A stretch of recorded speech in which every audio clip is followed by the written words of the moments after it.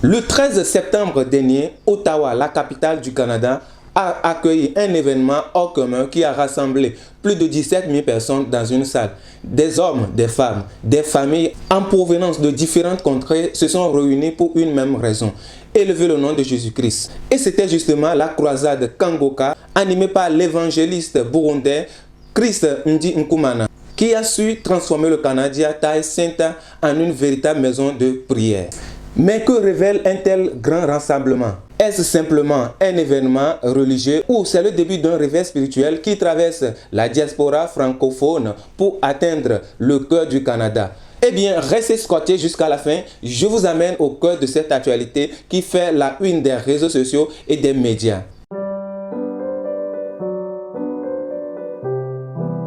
Réputé pour ce genre d'exploits, l'évangéliste burundais Chris Nkumana fait de nouveau parler de lui, fait de nouveau parler de son maître, le Seigneur Jésus-Christ, au Canada. Et cette fois-ci, nous parlons de 17 000 âmes réunies pour la cause de Christ, réunies pour se connecter encore à l'évangile.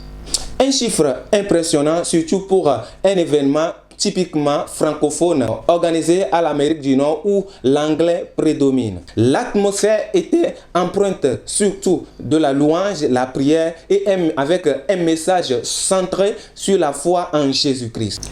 Kangoka, qui signifie réveille-toi en Kiridji, la langue burundaise, est un mouvement de réveil spirituel qui appelle tous les croyants à revenir à leur relation personnelle et vivante avec Dieu.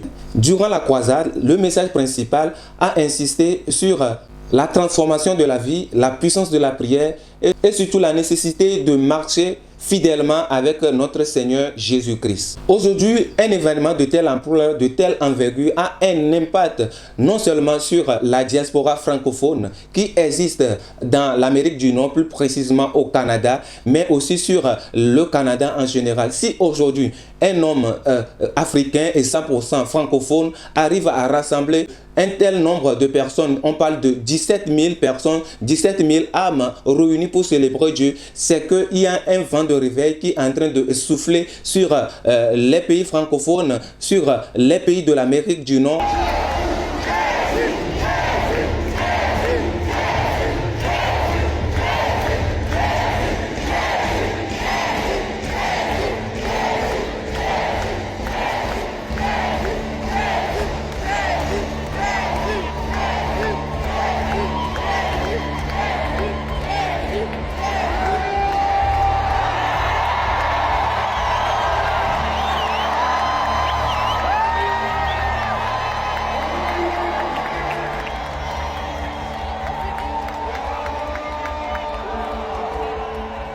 On ne peut que tirer chapeau à Chris Nkumana et célébrer aussi Dieu pour sa vie qui lui a donné cette vision qu'il est en train de suivre aujourd'hui et qui a assez d'impact sur beaucoup de vies. Dans les 17 000 âmes, dans les 17 000 personnes réunies, l'on peut voir des gens, des personnes venues de différentes provinces du Canada, des États-Unis et même certains pays de l'Europe. Il y a certains Africains même qui se sont particulièrement déplacés pour pouvoir assister à ce grand événement, à cette grande croisade de transformation de vie, de renouement avec le Seigneur Jésus-Christ. Jésus-Christ demeure le même hier, aujourd'hui, éternellement et il continue d'agir comme Jésus-Christ l'a dit à ses disciples que son Père continue d'agir et lui-même il agit. Et quand nous voyons de tels exploits aujourd'hui, un tel nombre de personnes réunies juste pour la cause chrétienne, c'est que Dieu continue d'agir, Dieu est réel, Dieu est palpable. L'existence de Dieu est prouvé aujourd'hui. C'est pourquoi à chaque fois qu'il y a un rassemblement,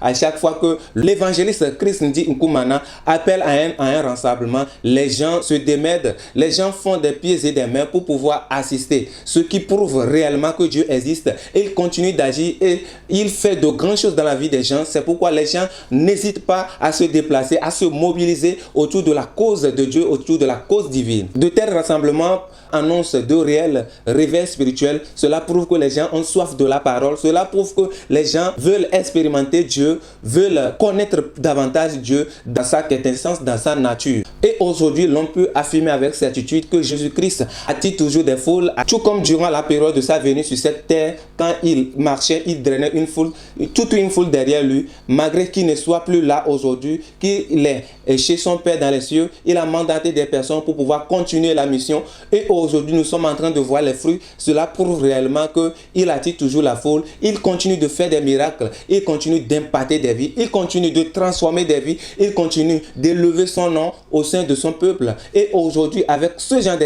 d'exploit, il n'y a plus de doute à faire. Il n'y a plus de marche en arrière à faire. Il faut s'approcher de lui. Il faut créer une relation intime avec lui. Il faut avoir un temps pour Dieu, pour pouvoir être en harmonie avec lui en tout temps et en tout lieu et surtout en toutes circonstances. C'est seulement avec Jésus-Christ qu'on peut être un francophone et organiser un événement en Amérique du Nord et l'événement puisse avoir un tel succès, une telle réussite aujourd'hui. Et aussi, c'est seulement avec Jésus-Christ qu'on arrive à tout faire. Quand il a dit dans sa parole, dans le Luc chapitre 1, verset 37, que avec lui tout est possible. Et aujourd'hui, tout ce que nous voyons aujourd'hui, que cela ne nous surprenne pas. Avec notre Dieu, avec le Seigneur Jésus-Christ, tout peut arriver, tout peut se réaliser. C'est pourquoi l'appel est ainsi lancé à tous ces âmes-là qui hésitent encore à donner leur vie à Jésus-Christ, de le faire rapidement, de le faire pendant qu'ils sont en vie, de le faire pendant qu'ils ont cette opportunité de voir aujourd'hui